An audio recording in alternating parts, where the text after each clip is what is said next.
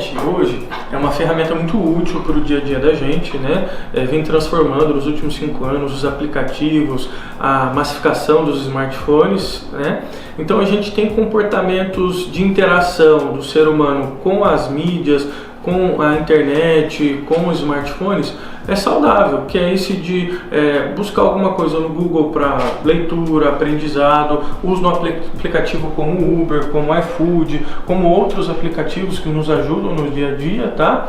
Porém, tem ocorrido também uma parcela das pessoas que tem sofrido com o uso patológico da internet, tá? São pessoas que têm uma dependência patológica da internet. Por exemplo, no caso de jovens, de adolescentes escolares, né?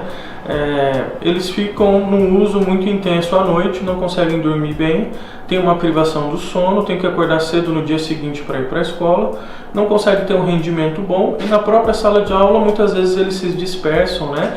Diminui a concentração, tem uma perda do rendimento do aprendizado, porque fica toda hora acessando o smartphone, os aplicativos, tá? Então essa interação, a interação que está trazendo prejuízo, preocupação aos pais, preocupação aos educadores, né? É uma situação nova para a gente, né? Um comportamento recente aí dos últimos 5 anos para cá, que vem aumentando as taxas e frequências de pessoas e adolescentes, por exemplo, com esses problemas, tá? O que a gente tem identificado é que as pessoas que têm uma patologia grave de internet normalmente têm uma doença psiquiátrica de base, uma doença psiquiátrica primária. Por exemplo, um paciente que tem um transtorno de ansiedade social, um transtorno obsessivo compulsivo, um transtorno do pânico. Essa pessoa, toda vez que ela tem uma crise de pânico, vamos usar esse exemplo, ela usa o celular para ligar para o psicólogo, para ligar para o pronto-socorro, para ligar para o médico dela. Então ela tem uma crise de pânico, ela usa o celular. Ela tem uma crise de pânico, ela usa o celular. Então essa pessoa, quando fica longe do celular, quando ela vê que ela não consegue ter acesso ao celular, que o sinal não está pegando, ela começa a ficar ansiosa. Ela começa a ter crise de ansiedade por não ter acesso à internet, ao smartphone. E isso até começou a ter um novo nome na psiquiatria chamado nomofobia, que vem do inglês de No Mobile Phone Phobia. É o medo de você não ter acesso ao seu smartphone e você ter acesso a essa ferramenta de ajuda para o seu problema de ansiedade. Então a gente está aprendendo, a gente está vivendo esse novo fenômeno de interação comportamental com a internet, com o smartphone, e tudo é uma grande novidade, tem preocupado a gente, né, por causa dessa situação, do impacto todo que isso gera na população jovem, por exemplo, dos alunos. Doutor, como que isso a gente evolui de um uso comum, normal, para chegar a uma patologia? Como que eu sei que eu estou ultrapassando a barreira ali do que é normal no meu uso do smartphone, por exemplo? Boa pergunta. Muitas pessoas usam a internet, né, como ferramenta de trabalho por várias horas do seu dia. Então uma pessoa que senta, fica no computador por 8 horas, ela sai daqui, vai fazer compra, vai fazer compromissos familiares e ela não tem ansiedade por estar desconectada da internet, tá? Isso seria um uso significativo, mas sem uma conotação patológica, tá?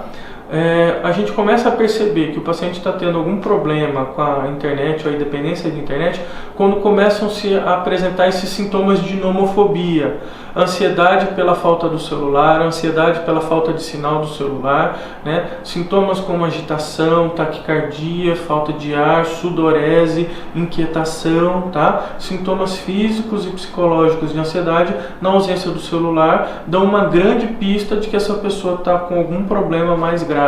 Provavelmente ele tem algum quadro psiquiátrico de base, primário, a ser avaliado, investigado, desses que eu falei. Um transtorno de ansiedade social, um transtorno obsessivo compulsivo ou um transtorno de pânico.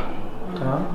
E como que a gente consegue evitar que se chegue a esse quadro, transformar esse uso na patologia? A gente tem que, quem sabe, diminuir aos poucos o uso, se acostumar ali, ficar pelo menos 1 hora durante o dia, 2 horas longe do telefone, longe mesmo. Como que dá para evitar chegar nisso? A ideia é a gente ter crítica e bom senso, tá, do uso dessa ferramenta. né? Esse é o começo de tudo, tá? Por exemplo, a gente precisa, tanto para os adolescentes que estão na idade escolar, eles precisam de regras e limites, né, de orientação dos pais, para a gente conseguir ir controlando esse uso do celular, do smartphone, da internet, tá? E o adulto também, ele precisa de boa crítica, de bom senso, para ele saber temperar, né, a hora que ele precisa realmente usar aquela internet, a hora que ele precisa se desligar, e se começar a perceber sintomas ansiosos na falta do celular, procurar uma ajuda profissional, um psicólogo, um psiquiatra, tá? 38 milhões de celulares estão em uso no Brasil, sendo que a maioria dos usuários, totalizando 77,1% deles, estão acima dos 10 anos. Apesar de ser um grande fenômeno que a gente tem visto com uma frequência que tem aumentado, eu pelo menos no consultório não pego tanta dependência de internet, vamos dizer assim, tá? Eu não tenho tantos casos de dependência de internet. Eu tenho um ou outro caso de, na verdade, quem traz a queixa é a mãe ou o pai, né? Que o filho fica muito no computador, que o filho fica jogando muito, gastando muito tempo à noite, na madrugada, jogando jogos de computador, tá? Mas espontaneamente ou frequentemente pela criança ou pelo adulto não tem ocorrido tanto. Mas eu acho que isso vai mudar. Eu acho que a frequência vai aumentar desses problemas com a internet. As pessoas vão começar a entender que isso é um problema e vão começar a buscar ajuda para lidar com isso. A gente pode colocar que um perfil dessas pessoas com essa patologia do uso excessivo da internet é mais para adolescentes? Ou talvez seria mais para adultos mesmo, por decorrência de trabalho? Como que... Eu acho que os dois, tá? Os dois. A ideia é que o adolescente, ele talvez não tenha tanta crítica no seu uso, tanta regra, tanto limite, e o adulto, por ter mais maturidade, mais controle, a gente esperaria mais limite e controle dele, tá? Mas eu imagino que as duas faixas etárias precisam de ajuda quando existe um problema grave, um grande prejuízo ocupacional, funcional, né? Ambas faixas etárias vão precisar de ajuda. Tratamento medicamentoso se necessário, psicoterapia se necessário, mudança do estilo de vida, dos hábitos de vida se necessário, tá? Existem hoje até relatos de internação por dependência de internet, internação voluntária, tá? Um quadro que se assemelha a uma dependência química. A internet, o uso do smartphone, ele é recompensador, ele gera prazer, né? Então a pessoa fica como se fosse um comportamento de adicção daquele prazer e recompensa do comportamento de jogar na internet, acessar mídias sociais, ver o seu WhatsApp de minuto em minuto. Eu posto uma fotografia, um monte de gente vai e fala, nossa, que legal, que bacana. Isso mexe com o meu cérebro, fazendo então com que ele comece a liberar aquele neurotransmissor que a gente chama de dopamina. Esse neurotransmissor, quando ele é liberado, ele produz a sensação de recompensa, de bem-estar, de satisfação. Tem algum estudo que mostre um tempo que seria o ideal do uso do celular? Por exemplo, não pode passar de 5 horas por dia, somando tudo que a gente faz. É isso que eu quis te dizer, tem gente que trabalha com internet, né? Um profissional da TI, por exemplo, ele deve estar conectado o tempo inteiro, ele deve trabalhar 9, 10 horas por dia, tá? Então é difícil de a gente achar um número específico. Essa pessoa, ela é dependente simplesmente por causa de uma quantidade de horas que ela está conectada à internet? Não.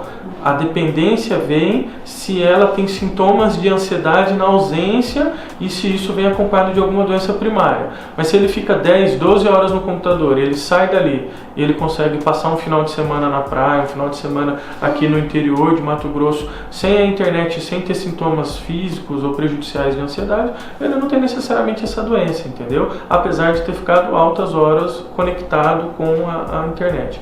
Necessariamente depende-se de uma patologia base. Isso, a gente imagina que a dependência está associada sempre a uma outra patologia base psiquiátrica. Então você tem um transtorno psiquiátrico primário, por exemplo, uma fobia social, tá? A pessoa tem vergonha de se expor socialmente. E daí ela começa a usar o celular, o smartphone, como uma ferramenta para ajudar ela a lidar com essa fobia social. Ela não quer ir fazer comida, não quer ir no mercado, ela pede no iFood, e tudo ela faz pelo iFood, tá? Ela não quer se expor conversando com os outros, ela se relaciona só através do WhatsApp, tá? Então essa pessoa começa a usar o celular como uma ferramenta principal de vida, e quando ela se vê ausente dessa ferramenta, ela começa a ficar muito ansiosa, ela começa a ficar muito agitada, muito inquieta, porque aquela ferramenta que estava resolvendo o problema psiquiátrico dela primário não existe mais, tá? Doutor, será que não há uma pressão social para esse uso contínuo da internet, e aí isso talvez que gere essa ansiedade por você estar sempre perto do seu telefone? Por exemplo, eu tenho uma irmã mais nova que eu, ela é adolescente, tem 16 anos, e Deus me livre se ela esquecer o telefone em casa na hora de ir para a escola, ou se ela não dorme tarde, não olha as últimas coisas que os colegas postaram, porque no dia seguinte os colegas estão comentando o que aconteceu na internet e ela não viu. Então será que não é essa pressão que possa contribuir com essa patologia, evoluir para uma patologia? Eu diria que é a recompensa e não uma pressão. Não tem ninguém obrigando ela a olhar o celular.